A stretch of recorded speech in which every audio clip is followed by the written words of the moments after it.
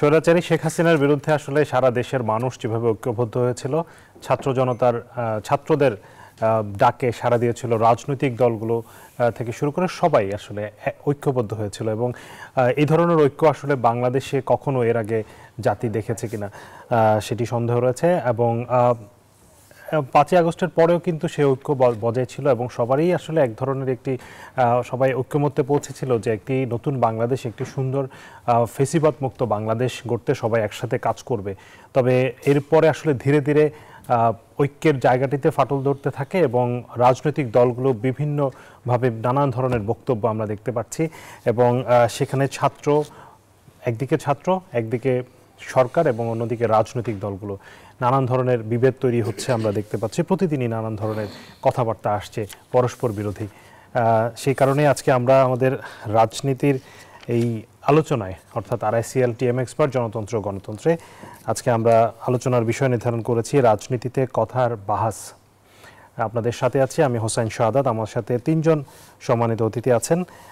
Doctor Abdullah Al Mamun, রাজনৈতিক বিশ্লেষক ও শিক্ষক, ঢাকা বিশ্ববিদ্যালয়, আপনাকে স্বাগত জানাচ্ছি। আমাদের সাথে আছেন অ্যাডভোকেট হাসান তারিক চৌধুরী, তিনি সম্পাদক বিশ্ব গণতান্ত্রিক আইনজীবী পরিষদ, আপনাকেও স্বাগত জানাচ্ছি। সাদিক আল আরমান, সদস্য নির্বাচন ব্যবস্থা সংস্কার কমিশন, একজন ছাত্র প্রতিনিধি আমাদের সাথে আছেন, আপনাকেও ধন্যবাদ জানাচ্ছি এবং স্বাগত জানাচ্ছি আমাদের অনুষ্ঠানে সময় দেওয়ার জন্য। আমি শুরুতেই আপনার কাছেই যেতে চাই সাদিক আল আরমান। আপনারা আসলে যে ধরনের একটি মানে অবিস্মরণীয় কাজ করেছেন, যেখানে আপনাদের ডাকে আসলে সবাই সাড়া দিয়েছিল এবং একটা জায়গায় আসলে সবাই এখনো একমত আছে, সেটি হচ্ছে ফেসিবাদের বিরুদ্ধে, অর্থাৎ ফেসিবাদ যাতে আর মাথাচাড়া দিয়ে উঠতে না পারে, সেই জায়গাটাতে কিন্তু এখনো সবাই ঐক্যমত্য আছে। কিন্তু বাকি অন্যান্য যেসব ইস্যু আছে, প্রত্যেকটা ইস্যুতেই দেখা যাচ্ছে ছাত্ররা যে কথা বলছে, রাজনৈতিক দলগুলো তার ঠিক উল্টো কথা বলছে এবং সরকারের সমালোচনা হচ্ছে, ঠিক আছে, কিন্তু সরকারের সাথে আবার দেখা যাচ্ছে রাজনৈতিক দলগুলোর একটা বিভেদ তৈরি হচ্ছে। তারা বলছে আবার সরকার হয়তো ছাত্রদের পক্ষে কথা বলছে। এই যে সবকিছু মিলিয়ে এই যে এক ধরনের একটা পরিস্থিতি তৈরি হয়েছে, এই পরস্পর বিরোধী কথাবার্তা, অবস্থান, সেটির কারণে কি আসলে আমাদের যে মূল জায়গাটা, যে নতুন বাংলাদেশ তৈরির সেই জায়গাটা, যেটি আসলে আপনাদের সবচেয়ে বড় স্পিরিট ছিল, সেটি কি বাধাগ্রস্ত হচ্ছে? ধন্যবাদ আপনাকে এবং আমার সহ আলোচক যারা আছেন। আপনি দেখেন যে 5ই আগস্ট যে গণ অভ্যুত্থান আমাদের মাঝে হয়েছে, এই গণ অভ্যুত্থান হওয়ার কারণ ছিল বাঙালি জাতি বা 2009 সাল পরবর্তী যে রেজিম, তাদের যে জুলুম, তাদের যে নির্যাতন, তাদের অত্যাচার, আমাদের মৌলিক অধিকারকে হরণ করা। তো মানুষ এমন পর্যায়ে গিয়ে ঠেকেছিল যে শেখ হাসিনার বিকল্প যে কাউকে তারা মানতে রাজি ছিল। 5ই আগস্ট যদি সেনাবাহিনীও ক্ষমতা নিত, মানুষ নির্দ্বিধায় সেনাবাহিনীর ক্ষমতা মেনে নিত। আমরা জানি 5ই আগস্টের পরবর্তী এখন 4টা মাস চলে গেছে। 4 মাস চলে যাওয়ার পরে নতুন করে বাংলাদেশের রাজনৈতিক মেরুকরণ শুরু হয়েছে। যেহেতু ফ্যাসিস্ট এবং ফ্যাসিস্টের দোসররা, এদেরকে মানুষ এবং জনগণ এমনভাবে বয়কট করছে যে তাদের ফিরে আসার নিকট সময়ে বা নিকট ভবিষ্যতে কোনো সম্ভাবনা দেখা যাচ্ছে না। এখন যখন ক্ষমতার রাজনীতি এখন সামনে চলে আসছে, অন্যান্য পলিটিক্যাল পার্টি যেগুলো আছে, বিএনপি এবং অন্যান্য যারা আছে, তারা চিন্তা করছে যে আমাদের এই মুহূর্তে ক্ষমতাটা নেওয়া উচিত, বা তারা ক্ষমতার প্রাপ্য, বা তারা ক্ষমতাটা তাদের হক, তারা এরকম কোনো কিছু ভাবতেছে। কিন্তু বাস্তবিকভাবে দেশের মানুষের যে মানসিক পরিবর্তন, তারা নতুন বাংলাদেশকে যেভাবে দেখতে চায়, এই যে নতুন বাংলাদেশকে দেখার যে আকাঙ্ক্ষা এবং ইচ্ছা, এই আকাঙ্ক্ষাটা তারা ধারণ করতে পারতেছে না এবং বুঝতে পারতেছে না। সেই জন্য দেখা যাচ্ছে যে তারা পাবলিক পালস না বুঝে, তরুণ প্রজন্মের পালস না বুঝে এর বিরুদ্ধে কথা বলতেছে। তবে হ্যাঁ, একটা দেশ, একটা সরকার যখন দেশ চালায়, তার কোনো সমালোচনা থাকবে, এটা গণতান্ত্রিক সৌন্দর্য। আমাদের যে কারো ভিন্ন মত থাকবে, একজন আরেকজনের মতকে সম্মান করবে, এটা বিউটি অফ ডেমোক্রেসি। আমরা অবশ্যই স্বাগত জানাই।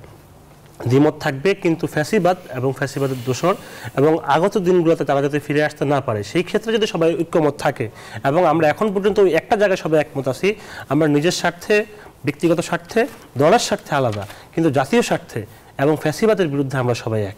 তো আমি কোনোভাবেই হতাশ না, বরঞ্চ আমি আশাবাদী এই কারণে, যেহেতু আমরা মূল জায়গায় ঠিক আছি, আগত দিনে নতুন বাংলাদেশে সুন্দর একটা রাজনৈতিক ভবিষ্যৎ হবে এবং সেখানে জনগণের সরকার, গণতন্ত্রের ভিত্তিতে সরকাররা যাবে এবং সুন্দরভাবে দেশটা পরিচালনা করবে। তো আমি অবশ্যই স্বাগত জানাচ্ছি যে এই যে পরস্পর বিরোধী অবস্থানের কারণে আসলে আমাদের যে মূল জায়গাটাতে, সেখানে কোনো ধরনের সমস্যা হবে না, আপনি সেটাই বলতে চাচ্ছেন। আমি একটু অ্যাডভোকেট হাসান তারিক চৌধুরী উনি যেটি বললেন যে রাজনৈতিক দলগুলোর আসলে গণঅভ্যুত্থানের আকাঙ্ক্ষা ধারণ করতে পারছে না, যে কারণে তারা শুধুমাত্র নির্বাচনের কথা বলছে, এইটির সাথে আপনি কি একমত? ধন্যবাদ এবং আমার সহ-আলোচকদেরকে শুভেচ্ছা। দেখেন, আসলে রাজনৈতিক দল বলতে আমরা কাদেরকে বুঝি, এখানে এটা স্পষ্টতই দুটি ভাগ এখানে রয়েছে। একটা হলো যারা স্বৈরাচার এবং ফ্যাসিবাদের সহায়ক বা তার দোসর, আর আরেকটি হলো যারা এই নিপীড়নমূলক ব্যবস্থা, ফ্যাসিবাদী শাসক প্রবণতার হাত থেকে দেশকে মুক্তি চেয়েছেন। আমরা প্রধানত এখন এই দুই ভাগে ভাগ করতে পারি। তো এখন যারা রাজনীতির মাঠে সক্রিয় আছেন এবং এই সংস্কার প্রক্রিয়া, আগামী নির্বাচন ইত্যাদি নিয়ে যারাই কথা বলছেন, ডান বাম, মধ্য ডান নির্বিশেষে, এবং বিভিন্ন শ্রেণী পেশা সংগঠনগুলো, সবাই এই বিগত অভ্যুত্থানের অংশীজন। সকলেরই তো আকাঙ্ক্ষাটা হলো একটা প্রকৃত গণতান্ত্রিক উত্তরণের দিকে বাংলাদেশকে নিয়ে যাওয়া এবং নয়া বাংলাদেশ নির্মাণ করা। তো সেখানে সেই স্পিরিটের সাথে মত পার্থক্য থাকলে তো তারা এই আন্দোলনে থাকতো না এবং এই সংস্কার প্রক্রিয়ায়ও তাদের সমর্থন থাকতো না। ফলে আমার যেটি মনে হয় যে এটা আসলে পথের দ্বন্দ্ব, পথের মত পার্থক্য, এবং মত পার্থক্য আলোচনার মধ্য দিয়ে এটা নিরসন হওয়া সম্ভব। এবং সেই আলোচনার প্রক্রিয়া, ঐক্য প্রক্রিয়া নানাভাবেই কিন্তু হয়েছে এবং সেটা রাজনৈতিক দলগুলোর দিক থেকেও একটা প্রচেষ্টা আছে, আবার অন্তর্বর্তীকালীন সরকারের দিক থেকেও সেই ঐক্যের একটা প্রচেষ্টার জায়গা কিন্তু রয়েছে। প্রবলেমটা কোথায়? প্রবলেমটা হলো আমাদেরকে বুঝতে হবে যে ফ্যাসিবাদের ইনগ্রেডিয়েন্টসগুলো কিভাবে সমাজে বারবার ফিরে আসে, কি উপাদানগুলো আমাদের মনোজগতে কাজ করে। তার প্রধানতম জায়গা হলো আমরা দেখেছি যে রাষ্ট্রের যে নিপীড়নমূলক চেহারা, যেখান থেকে সংস্কারের ভাবনার উদ্ভব, এবং রাষ্ট্রের যে অ্যাপারেটাসগুলো আছে সেই অ্যাপারেটাসগুলো কিভাবে কাজ করছে, এবং তার সঙ্গে আসে হলো আপনার ভয়মুক্ত পরিবেশে মত প্রকাশের যে স্বাধীনতা এবং পরমত সহিষ্ণুতার একটি ব্যাপার। কারণ আপনি সমাজে যখন বিভিন্ন মতবাদিক গোষ্ঠী থাকবে, বিভিন্ন রকম মত থাকবে এবং একে অপরের মতের প্রতি শ্রদ্ধাশীল হতে হবে, যুক্তি তর্ক আলোচনার মধ্য দিয়ে সেগুলো নিরসন করতে হবে এবং সেগুলো কখনোই পেশি বা অস্ত্রের ভাষা হয়ে উঠবে না। কিন্তু আমরা দেখতে পাচ্ছি যে আমাদের দেশে এক ধরনের রাজনৈতিক বাগাড়ম্বরের পরিস্থিতি সৃষ্টি হয়েছে। অর্থাৎ যত না গণতন্ত্র বা সংস্কারের প্রতি আকাঙ্ক্ষার বহিঃপ্রকাশ, তার চেয়ে বেশি বাকপটুতায় কে কত বেশি নিজেকে জাহির করতে পারছে, এই ধরনের একটা প্রবণতা আমরা কিন্তু রাজনীতিতে এখন দেখতে পাচ্ছি, এবং অতীতেও সেগুলো ছিল। এবং অতীতে অনেক রেটরিক, পলিটিক্যাল রেটরিকও আমরা দেখেছি, দিন বদলের স্বপ্ন ইত্যাদি ইত্যাদি নানান বাহাসের কথা আমরা জানি, নানান ধরনের বাগাড়ম্বরের কথা, প্রহসনের কথা আমরা জানি, সুশাসনের কথা আমরা শুনেছি। সেগুলোকে আসলে করে দেখানোর প্রশ্ন, এবং সেটা থেকে বেরিয়ে আসতে হলে পরে যেটি দরকার, প্রত্যেকের নিজস্ব সংস্কার একটি দরকার। অর্থাৎ আমরা যারা সংস্কার চাই, চেতনায় এবং কাজে আমরা আমাদের নিজেদেরকে কতটা সংস্কার করতে পেরেছি, নিজেদের এবং নিজের দলের মধ্যে আসলে সেই জায়গাতেই আসে হলো আপনি দেখবেন যে ফ্যাসিবাদের একটা বড় উপাদান হলো কাল্ট, পার্সোনালিটি কাল্ট। এবং এই যে কাল্ট তন্ত্র, অর্থাৎ ব্যক্তিতন্ত্র, পরিবারতন্ত্র, এবং সেই আদলে মেধাকে প্রাধান্য না দিয়ে পারিবারিক কোটা, দলীয় কোটা ইত্যাদিকে প্রধান করে ফেলা যখন সামনে চলে আসে, এটাও কিন্তু ফ্যাসিবাদের, অর্থাৎ পতিত ফ্যাসিবাদেরই আরেকটি নবায়িত রূপ হিসেবে মানুষের সামনে চলে আসে।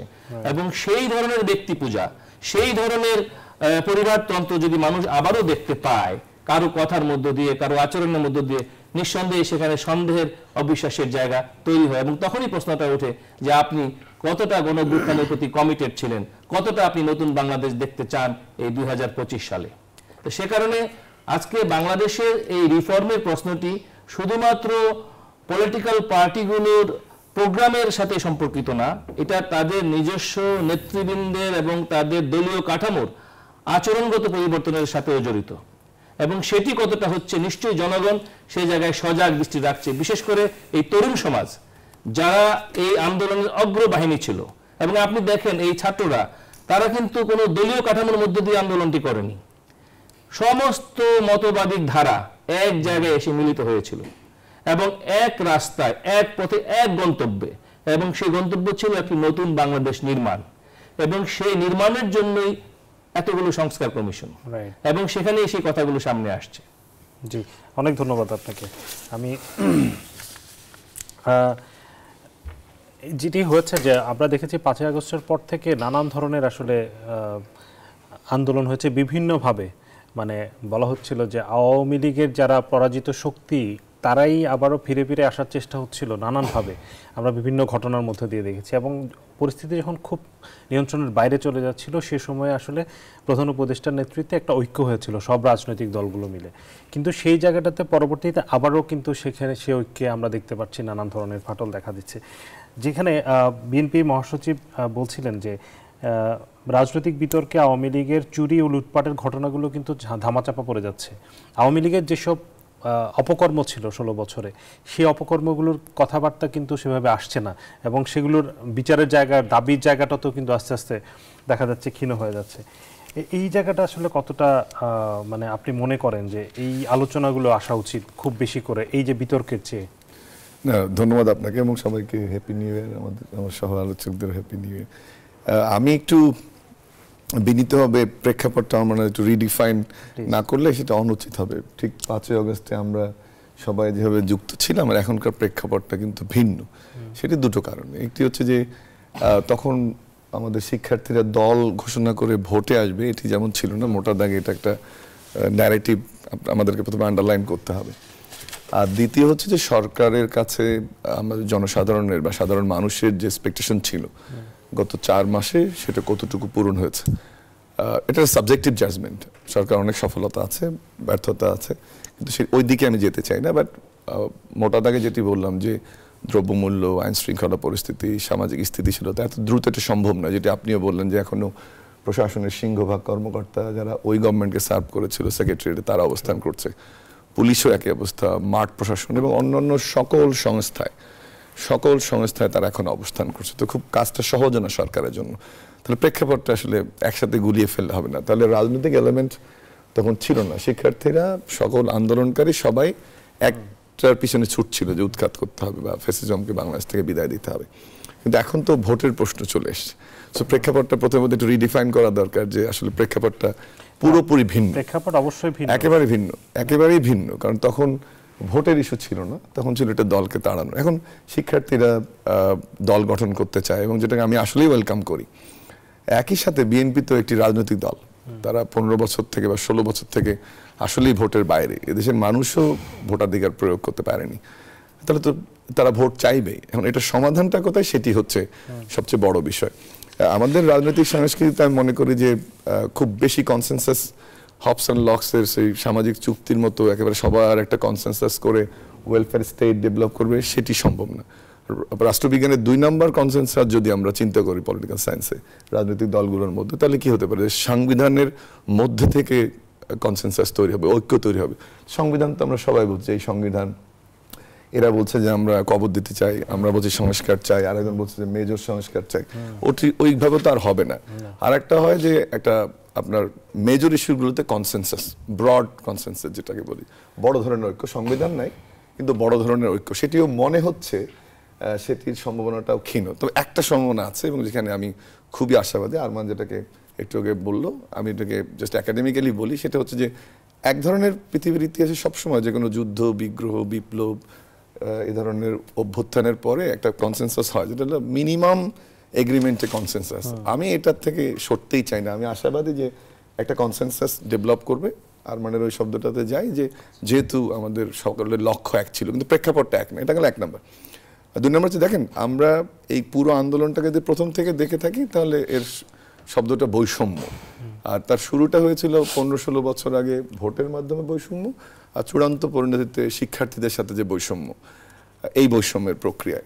তো সেই বৈষম্যহীন সমাজ বিনির্মাণের অনেক পথ আমাদেরকে পাড়ি দিতে হবে, কিন্তু তার প্রথম পদ্ধতিটা কিন্তু গণতন্ত্রের শুরুই হবে যদি গণতন্ত্র একটা বিল্ডিং হয় 10 তলা, তার ভিত্তিটা কিন্তু নির্বাচন। সো নির্বাচনের আলোচনা আসবে, এটিও খুব স্বাভাবিক, একেবারে খুবই স্বাভাবিক প্রক্রিয়া। এবং তারপরে সে 1 তলা 2 তলা 3 তলা করে গণতন্ত্র, এটা গণতন্ত্রের সংস্কৃতি এরকমই, প্রতিটা দেশ সৌন্দর্য। কিন্তু বিষয় হচ্ছে মৌলিক জায়গাগুলোতে যেভাবে করে আমরা একেবারে মানে 2 মেরুতে চলে যাচ্ছি, মানে এক একজন এক এক, আমি ওটাতে যাচ্ছিলাম। তো তাহলে তো একটা থার্ড প্লেয়ার লাগবে, যে একটা তৃতীয় পক্ষকে ভূমিকা অবতীর্ণ হতে হবে। এবং আমরা অলরেডি ইউনূস সাহেবকে অভিভাবক মেনেছি, এই তত্ত্বাবধায়ক এই অন্তর্বর্তীকালীন সরকারকে আমরা আমাদের ম্যান্ডেট দিয়েছি, সবচেয়ে বড় ম্যান্ডেট, যদিও নির্বাচিত ম্যান্ডেট না, সব জনপ্রিয়তার ম্যান্ডেট, আমরা আমাদের একটা প্রাণপ্রিয় সরকার হিসেবে তাদেরকে ম্যান্ডেট দিয়েছি। এইখানে কিন্তু আমি একটু আলোচনাটা করতে চাই, সেটা হচ্ছে যে তাদের উচিত এখানে এই সমস্যাগুলোর সমাধানে এগিয়ে আসা এবং আলোচনার টেবিলে নিয়ে আসা। এই যে শিক্ষার্থীরা, এদের কোনোভাবে এদের অবদান, they have cross the line, এটা তো আনডাউটেড। বাট একই সাথে 15 বছরের যে বিএনপি সহ অন্যান্য রাজনৈতিক দলগুলো, জামাত, বিএনপি, আমাদের বাম দলগুলো যারা ফ্যাসিস্টের এগেনস্টে রাস্তায় ছিল, তাদেরকেও রিকগনাইজ করতে হবে। এখন ওরা বলছে যে আমি তো ক্রস করেছি, ও তো ক্রেডিটটা নিবেই। আর বিএনপিও বলছে যে আমি তো 15 বছর এই সংগ্রামের মধ্যে ছিলাম, তাহলে থার্ড পার্টি লাগবে। এখানে কিন্তু আমি ভূমিকাটা একটু কম দেখি এবং সরকারকে আরো প্রোঅ্যাক্টিভ হতে হবে। সরকার যদি প্রোঅ্যাক্টিভ না হয়, এখানে উনি বা ও বা আমি গিয়ে কিন্তু মধ্যস্থতার ভূমিকা অবতীর্ণ হতে পারবো না। এই জায়গাটা আমার মনে হয় সবখানে আমাদের আলোচনা আসা উচিত। আমি সরকারকে আরো সক্রিয় দেখতে চাই। এই শিক্ষার্থীদেরকে তাদের যে কে শেয়ার সেটা দিতে হবে, রাজনৈতিক দলগুলো তাদের যে রিকগনিশন সেটা দিতে হবে, এবং এটা পারে কিন্তু সরকারি। একটা ছোট্ট একটা উদাহরণ আপনাকে দিই। এই যে প্রোক্লেমেশনে আলোচনাটা যে আসলো, হ্যাঁ অনেক জল ঘোলা হয়েছে, অনেক কথা হয়েছে, কিন্তু সরকারের একটা ভূমিকা কিন্তু আমরা দেখেছি ওখানে। তার মানে কি, আশাহত হওয়ার কিছু নাই। তো বিভিন্ন রাজনৈতিক, যেহেতু তাদের একটা পলিটিক্যাল ম্যান্ডেট নিয়ে তারা আসবে, বিএনপির অলরেডি একটা পলিটিক্যাল ম্যান্ডেট আছে, যে তার একটা মধ্যবর্তী রাজনৈতিক দল, যেটা আমরা আশা করি এরাও হয়তো এরকম একটা রাজনৈতিক দল ফর্ম করবে। কিন্তু এটার মধ্যে তো এই সমস্যাগুলো বা জাতীয় ঐক্য বিনির্মাণের কাজটা আমাদের ইঞ্জিনিয়ারিং ইনস্টিটিউশনে বা আপনার টক শোতে, ঢাকা বিশ্ববিদ্যালয়ের টিএসসিতে আলোচনা করে হবে না, এটা সরকারকেই করতে হবে। আসার জায়গাটা হচ্ছে যে জাতীয় ঐক্যমত্য কমিশন, যে তারা কিভাবে এটাকে একসাথে গুছিয়ে আনতে পারে। কিন্তু নির্বাচন কিন্তু হতে হবে, যত নির্বাচনী প্রক্রিয়া দেরি হবে, যত নির্বাচনী প্রক্রিয়া দেরি হবে, অবশ্যই সংস্কার করে নির্বাচন হতে হবে, তাহলে আরো আমরা অস্থিতিশীলতার মধ্যে আপনার কাছে আমি আবার একটু সাদিক আরমানের কাছে যেতে চাই যে আপনার ছাত্ররা যে রাজনৈতিক দল গঠনের কথা বলছে, ছাত্রদের প্রতিনিধিরা সরকারেও আছে, বিভিন্ন কমিশনগুলোতে আছে, যেখানে অন্যান্য রাজনৈতিক দলগুলোর কিন্তু কোনো প্রতিনিধি সরকারের সাথে সরাসরি সম্পৃক্ত নাই। সেই জায়গাতে একটা প্রশ্ন আসছে যে নতুন যে রাজনৈতিক দল করতে যাচ্ছে ছাত্ররা, সেখানে আসলে সরকারের এক ধরনের সাপোর্ট, এক ধরনের সরকারের সাথে সম্পর্কটা, যেহেতু মানে এই সরকার গঠনের ক্ষেত্রেও ছাত্রদের মুখ্য ভূমিকা ছিল, সেই প্রশ্নটা কিন্তু বারবার করে চলে আসছে। সেটা যদি হয়, সেক্ষেত্রে তো বৈষম্যের একটা জায়গা তৈরি হয়ে যাচ্ছে, যেটি নিয়ে আসলে রাজনৈতিক দলগুলো সবচেয়ে বেশি, বিএনপি বা অন্যান্য দলের সবচেয়ে বেশি তাদের মানে আগ্রহ বা বিরোধের জায়গা। আপনি এই ব্যাপারে কি বলবেন? এই ব্যাপারে যদি আমি বলি, আপনি দেখেন যখন এই আন্দোলন শুরু হলো, আন্দোলন শুরু হওয়ার সময় একটা সিঙ্গেল পলিটিক্যাল পার্টি, বিএনপি বা অন্যান্য যারা ছিল, তারা কখনো প্রকাশ্য ঘোষণা দিয়েছে এই আন্দোলন আমাদের? একটা সমন্বয়ক যে বিএনপি বা যারা আজকে ক্ল্যাশ করতে চাচ্ছে বা দ্বিমত করতে চাচ্ছে, তাদের কি আছে? না, আমি একটু বলি, সেখানে সেটারও কিন্তু এক ধরনের একটা ব্যাখ্যা আছে। যদি সেই সময় রাজনৈতিক দলগুলো ঘোষণা দিয়ে আসতো, তাহলে হয়তো সাধারণ মানুষের যে সম্পৃক্ততা, সেটা হয়তো সেভাবে নাও আসতে পারতো। তারা বৃহৎ স্বার্থে তারা আসলে পেছন থেকে কাজ করেছে, এটাই তাদের, এটা তাদের ব্যাখ্যা। কিন্তু এখানে আমাদেরও একটা ব্যাখ্যা আছে। আমি তাদের অবদানকে স্বীকার করি। বিএনপি, জামাত, ইসলামী ছাত্র শিবির, এদের সাথে আমাদের কোলাবোরেশন ছিল, তাদের সাথে আমাদের যোগাযোগ ছিল, তাদের অবদান অবশ্যই আমরা স্বীকার করি। এবং গণ অভ্যুত্থান পরবর্তী সময়ে সবচেয়ে বেশি বেনিফিশিয়ারি হচ্ছে বিএনপি এবং জামাত। এদের যারা 17 বছর বাসায় ঘুমাইতে পারতো না, তারা এখন বাসায় ঘুমাচ্ছে। 15 বছর দেশের বাইরে ছিল, দেশে চলে এসেছে, টকশো করতেছে, প্রত্যেকটা প্রোগ্রামে ঘুরে বেড়াচ্ছে। কাদের রক্তের উপরে? ছাত্রদের রক্তের উপরে। আমি তারা যে বেনিফিট, তাদের সাথে বৈষম্য কিভাবে করা হলো? এখন সরকারটা সবার ঐক্যমত্যের ভিত্তিতে তৈরি হয়েছে। ডক্টর ইউনূস স্যার উনি আছেন, বিএনপিরও সমর্থন ছিল, জামাতেরও সমর্থন ছিল, সকল রাজনৈতিক দল মত নির্বিশেষে সবার সমর্থন ছিল। তার পরবর্তীতে এখন যে অবস্থা, ছাত্ররা বা নতুন একটা জেনারেশন, নতুন একটা রাজনৈতিক দল গঠন করবে, তাদের উচিত ছিল যে হাসিনা পরবর্তী ফ্যাসিবাদকে কবর দেওয়ার জন্য নতুন এবং সুন্দর রাজনৈতিক দল হিসাবে ছাত্রদের দলকে ওয়েলকাম করানো। তারা যদি আসে নতুন রাজনীতিতে, বিএনপির মতাদর্শ এবং আদর্শ প্রচার করবে, তারা তাদের যে ভালো কাজগুলো প্রচার করবে, তারা কী করতে চায়, এখানে তাদেরকে মাইনাস করা বা তাদের সাথে বৈষম্য করা, তাদেরকে বাদ দিয়ে কোনো কিছু করা কেন? ছাত্রদের যে নতুন যে দল, আমাদের তো আগের কোনো সচিব নাই, কোনো আমলা নাই, পুলিশ বাহিনীতে আমাদের কেউ নাই, সবাই তো বিএনপি, জামাত এবং অন্যান্য আওয়ামী লীগের লোকজন ছিল। তো তারাই তো এখন ভালো ভালো জায়গায় প্রতিষ্ঠা পাইছে, ব্যবসা বাণিজ্য বলে, ইভেন এলাকায় ছোট পানের দোকান থেকে শুরু করে বড় বড় মাল্টি মিলিয়ন মাল্টি বিলিয়ন বিজনেসের যে কোম্পানি সেগুলোর ক্ষেত্রে বিএনপি এবং জামাত আজকে উপকারভোগী। তাদের উচিত ছাত্রদের জন্য তাদের কৃতজ্ঞতা প্রকাশ করা যে আজকে এত সুন্দর একটা পরিবেশ তাদের জন্য ছাত্ররা করে দিয়েছে, এবং তাদেরকে এটাও বোঝা উচিত যে তাদের যে অবদান, ছাত্রদের যে অবদান, এই অবদান যদি না থাকতো হয়তো বা 2041 সাল পর্যন্ত আজকে যে তারা আবার, অবশ্যই আমি ক্ষমতার রাজনীতিকে তাদেরকে সাপোর্ট করবো, তারা ক্ষমতা যেতে চায় স্বাভাবিক, আমি তাদেরকে এটা অবশ্যই তাদের সাথে আমি একমত, তারা ক্ষমতার রাজনীতিতে কথা বলতেছে, তবে এটা ঠিক যে কৃতজ্ঞতা প্রকাশ করা উচিত যে আমরা সুন্দরভাবে দেশে ঘুরে বেড়াচ্ছি, রাজনীতি করছি, গণতন্ত্র চর্চা করছি, সমালোচনা করছি মুক্তভাবে, কেউ আমাদেরকে কোনো বাধা দিচ্ছে না, জেলে ভরতেছে না এবং বাসা থেকে তুলে নিয়ে যাচ্ছে না, আমাদেরকে রাস্তার ভিতরে ক্রস ফায়ার করে দিচ্ছে না। তারা কি এগুলো ভুলে গেছে 15 বছরের ইতিহাস? 15 বছরের যদি ইতিহাস ভুলে না যায়, এই যে সময়টা, এটা তো বাংলাদেশের 15 বছর পরবর্তী সময় সবচেয়ে সুন্দর একটা সময় পার করা হচ্ছে। আমার মনে হয় যে সেটা যেমন ঠিক যে হ্যাঁ এই অভ্যুত্থানের কারণে তারা অনেক বেশি বেনিফিশিয়ারি, সেটা যেমন ঠিক, আবার তারা যে গত 15 বছর যে ত্যাগ স্বীকার করেছে সেটাও কিন্তু অস্বীকার করার উপায় নেই। হাসান তারিক চৌধুরী, আপনি এই বিষয়ে কি বলবেন যে এখানে কি আসলে বিএনপি নেতাদের, তারা কিন্তু বলছে তাদের বৈঠকেই তারা আলোচনা করছে এই বিষয় নিয়ে যে আওয়ামী লীগের মতো বিএনপিকেও মাইনাস করার ষড়যন্ত্র চলছে? দেখেন, আসলে বিএনপি কোন বিবেচনা থেকে বলছে এটা তো বিএনপি সবচেয়ে ভালো বলতে পারবে, তবে সাধারণ মানুষের আকাঙ্ক্ষার জায়গাটা কি এটা আমাদেরকে আমলে নিতে হবে।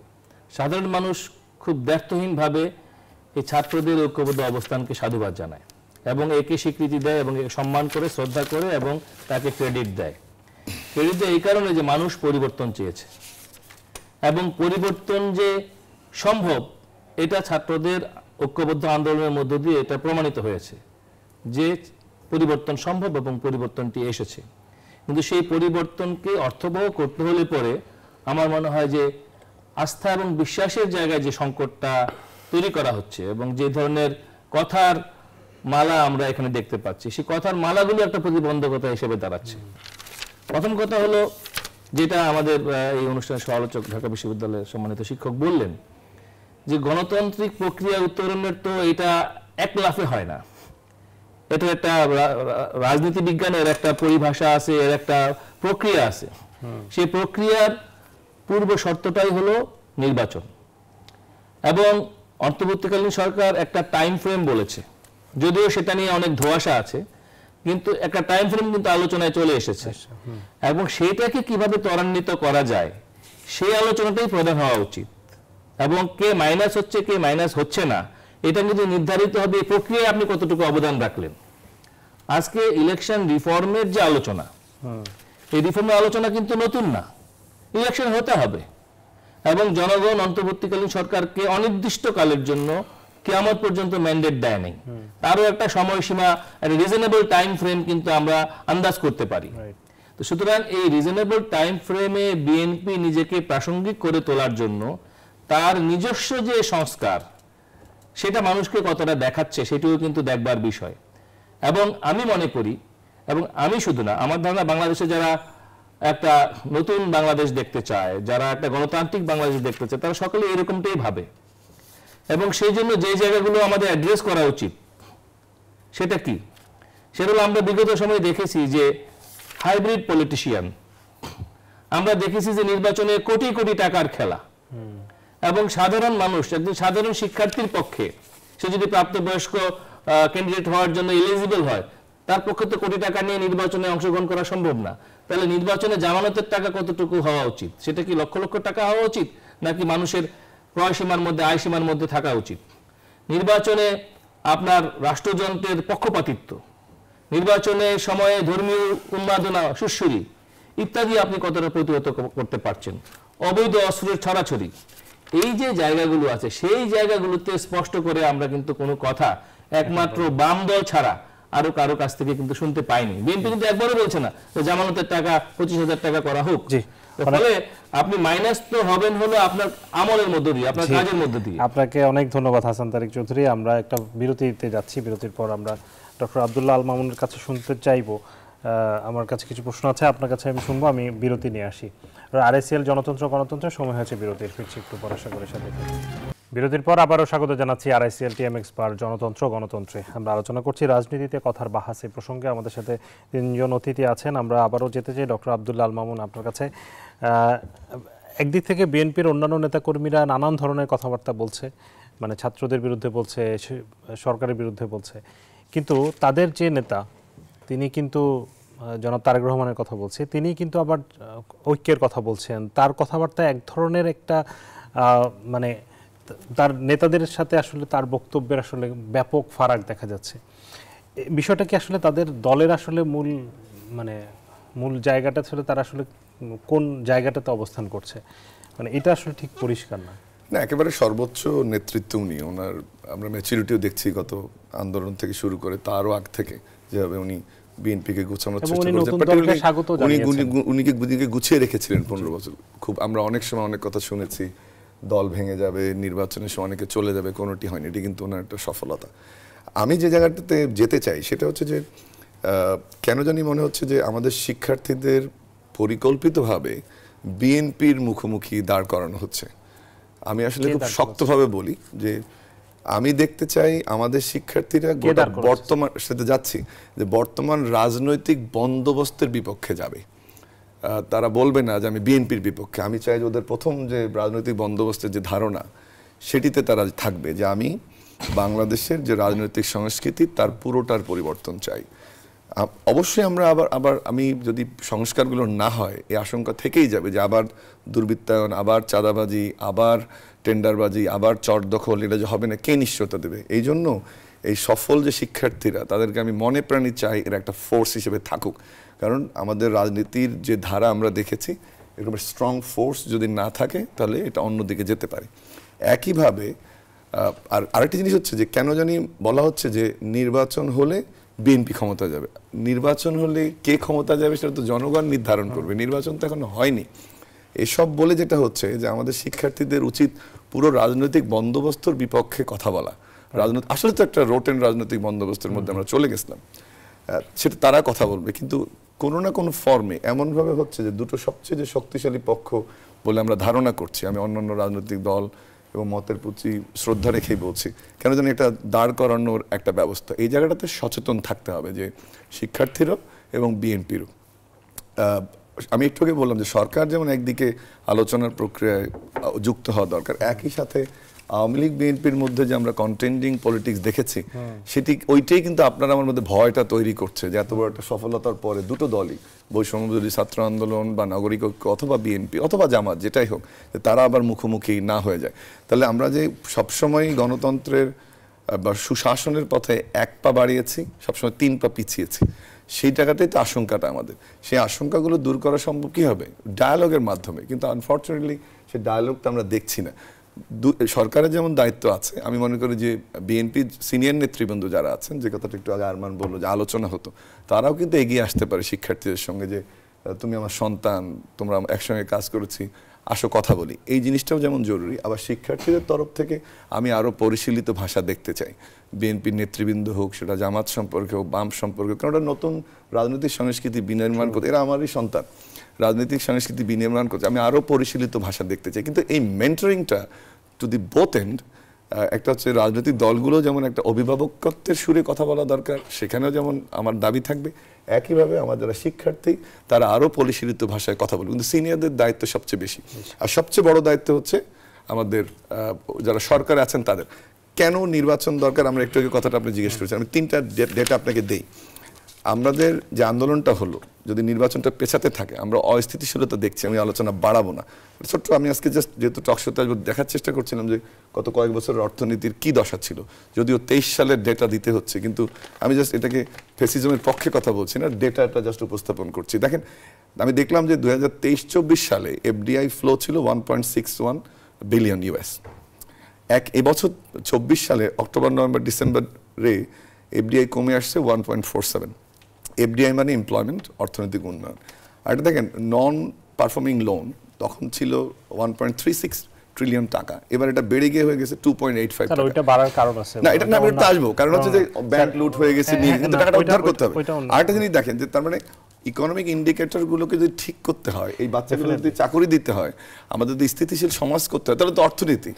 আরেকটা দেখেন, আমি স্যার শেষ পর্বে আপনার কাছে এই আলোচনাটা নিয়ে আসবো কিছুটা, কারণ হচ্ছে আপনারা দেখেছেন গতকাল এনবিআর এর পক্ষ থেকে এক ধরনের আলোচনা চলছে ভ্যাটের ইয়ে বাড়ানো। এটা আসলে কতটা এই মুহূর্তে আমি আলোচনাটা আসবো আপনার কাছে। আমি একটু আরমানের কাছে যেতে চাই। আপনি যে আগের কথাটা বলছিলেন যে ছাত্রদের আচরণ এবং তাদের কথাবার্তা, তাদের অ্যাটিটিউডের মধ্যে কিছুটা হয়তো মানে অনেকেই বলছেন যে উগ্রতা প্রকাশ পায় এবং সেটি অনেকে ভালোভাবে নিচ্ছেন না। যারা একসময় ছাত্রদেরকে খুব মানে একেবারে হোল হার্টেডলি যারা সমর্থন দিয়েছে, তাদের মধ্যে অনেকে এখন ছাত্রদের বক্তব্য পছন্দ করছেন না এবং অনেকে বলছেন যে ছাত্ররা এক ধরনের স্বেচ্ছাচারিতা করছে বিভিন্ন জায়গায়। এই জায়গাগুলোতে আসলে আপনাদের মানে আপনারা কি কাজ করছেন কিনা, বা সামনের দিনে আপনাদের চিন্তা ভাবনা কি? আমি আপনার সাথে এই বিষয়ে একমত। আমি এই বিষয়ে একমত যে আসলে আপনি যখন রাজনীতিতে নামবেন তখন আপনি ছাত্র বলে ছোট বলে সিম্প্যাথি গেইন করার মতো অবস্থা থাকে না।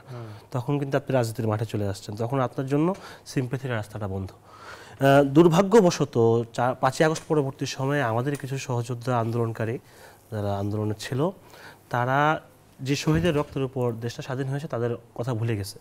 ভুলে গিয়ে তারা শুধুমাত্র ব্যক্তি স্বার্থের জন্য নিজের টাকা পয়সা, নিজে একটু আর্থিকভাবে লাভবান হওয়ার জন্য সচিবালয় সহ অন্যান্য অনেক জায়গায় ঘোরাঘুরি করছে।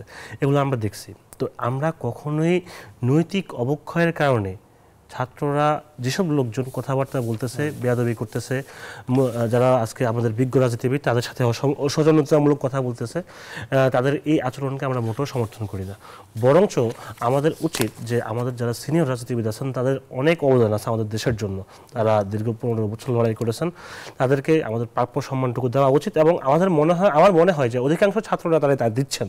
তবে কেউ কেউ আছেন তারা হয়তো বা ইচ্ছায় হোক অনিচ্ছায় হোক ভুলে হোক একটু হয়তো বা অসৌজন্যতামূলক ব্যবহার প্রকাশ পেয়েছে।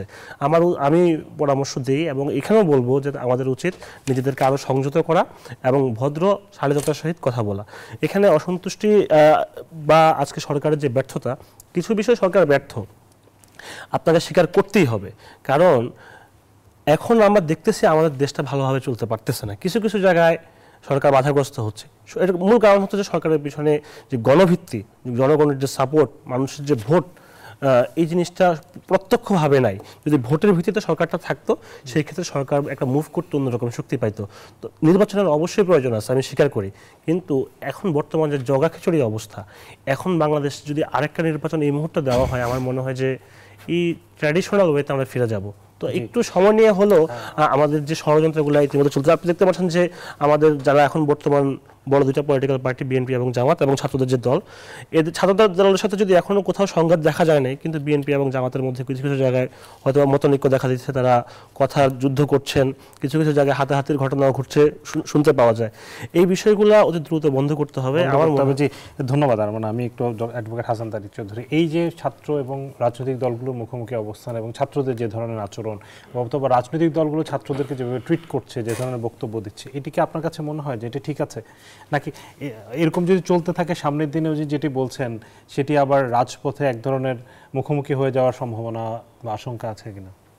দেখেন, গোটা ব্যাপারটাই খুব অস্বাস্থ্যকর এবং যেটি আমরা পাবলিকলি দেখতে পাচ্ছি এটা খুব প্রীতিকর বলে মনে হচ্ছে না। মানুষের মধ্যে এক ধরনের ইমেজ ক্রাইসিস ইতিমধ্যেই শুরু হয়ে গেছে, বিশেষ করে যারা এটা আরমান ইতিমধ্যেই বলেছে যে ছাত্র আন্দোলনের কতিপয় যারা আন্দোলনে ছিলেন তাদের কারো কারো আচরণ মানুষের কাছে খুব বাড়াবাড়ি পর্যায়ের মনে হয়েছে এবং তাদের যে দায়িত্বহীন মন্তব্য, বিশেষ করে যে বিষয়ে তাদের এক্সপার্টাইজ নাই সেই সমস্ত বিষয়ে। কারণ আমাদের এই আন্দোলনের একটা বড় ন্যারেটিভ কিন্তু ছিল মেধার প্রাধান্য। এবং আপনি দেখেন যে আমি তো বলবো যে এটা আমার যদিও কথাটাকে হাইপোথেটিক্যাল হয়, যে এই ধরনের একটা অভ্যুত্থানের পরে সবচেয়ে ভালো হতো যদি গোটা সরকারটাই তরুণদের দিয়ে গঠিত হতো, এবং সেটা যদি হতো আমার ধারণা এখনকার চেয়ে ভালো হতো, যেটা আমরা এখন দেখতে পাচ্ছি। কারণ ওই তরুণরা তারা জানে তাদের ক্রাইসিসটা কোথায় এবং তারা মেধাবীদের দ্বারস্থ হতো, তারা তাদের আন্দোলনের সাথে শিক্ষকদের দ্বারস্থ হতেন, তরুণ শিক্ষকদের দ্বারস্থ হতেন, তারা তাদের পরামর্শ নিতেন। কারণ তরুণ শিক্ষক আর একটা অনেক আগের প্রজন্মের শিক্ষকদের মধ্যে কিন্তু অনেক রিসেন্ট ডেভেলপমেন্ট নিয়ে অনেক কিন্তু ডিফারেন্সেস আছে in terms of understanding of the recent knowledges. তো এখন এই জায়গায় আমার কাছে যেটা মনে হয়েছে যে গোটা ব্যাপারটা একটা দায়িত্বহীন আচরণ আমরা দেখতে পাচ্ছি both side, from the political side and from the youngsters. তো এই জায়গায় যেখানে আমাদের ফিরতে হবে সেটা হলো আমাদের যারা শহীদ হয়েছে। ছাত্রদের মেন্টরিং এর কথা বলছে, এই মেন্টরিংটা করবে কে আসলে? দেখেন, এই মেন্টরিং এর জায়গা কিন্তু আমাদের দেশে আছে, এবং আমি মনে করি বাংলাদেশের প্রতিটি বিশ্ববিদ্যালয়, কি প্রাইভেট কি পাবলিক, এই বিশ্ববিদ্যালয়গুলো হলো সবচেয়ে বড় ছাত্রদের মেন্টরিং এর জায়গা। এটা শুধু একাডেমিক জায়গা না, আমরা দেখেছি যে বিভিন্ন গণতান্ত্রিক আন্দোলনে। এখন তারা কি আসলে যাবে, মানে এনভায়রনমেন্টটা হবে কিভাবে, লাইক মানে এটা কি মানে ছাত্ররা যারা এখন আন্দোলনে আছে বা মাঠে আছে সক্রিয় আছে, তারা কি আসলে মেন্টরিংটা নিতে যাচ্ছে বা তাদের ওই মানসিকতা? সেটা তো তারা নিয়েছে। এই যে বিগত এই স্বৈরাচার বিরোধী আন্দোলনে, এই গণঅভ্যুত্থানে আপনি দেখেন যে শিক্ষক নেটওয়ার্কের ভূমিকাটা দেখেন, তারা কিন্তু একদম পাশে থেকে মেন্টরিংটা করেছে, এবং তারা প্রতিটা মুহূর্তে গাইডলাইন করা, আপনার ন্যারেটিভ নির্মাণ, প্রত্যেকটা জায়গায় তাদের কিন্তু ইনপুট আছে। পেশাজীবী সংগঠনগুলো, চিকিৎসক সংগঠন, আইনজীবী সংগঠন, সাংবাদিকদের সংগঠন, তাদের এখানে ইনপুট আছে, এই যাদেরকে আমরা স্টেক হোল্ডার্স বলি।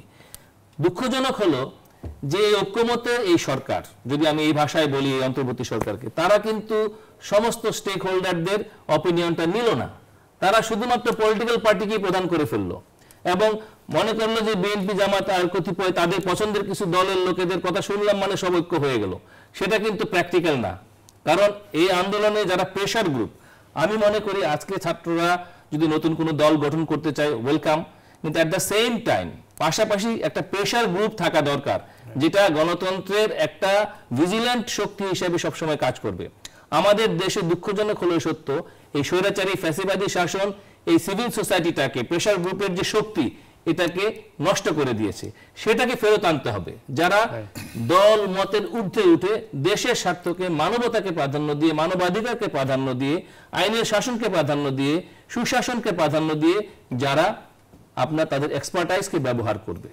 কিন্তু আমরা কি দেখি, বিশ্ববিদ্যালয়ে ভিসি নিয়োগ বা যে পদায়নগুলো এই সময়কালে হয়েছে আপনি দেখেন, যদি বলেন কে মাইনাস হয়েছে, আপনি পদায়নের তালিকা দেখেন, বিভিন্ন জায়গায় রাষ্ট্রীয় এটা সেটা বিভিন্ন জায়গায় পদায়নে স্টেক হোল্ডাররা কোথায়, সেখানে কিন্তু এক ধরনের ইনডাইরেক্ট পলিটিক্যাল পদায়ন হয়েছে।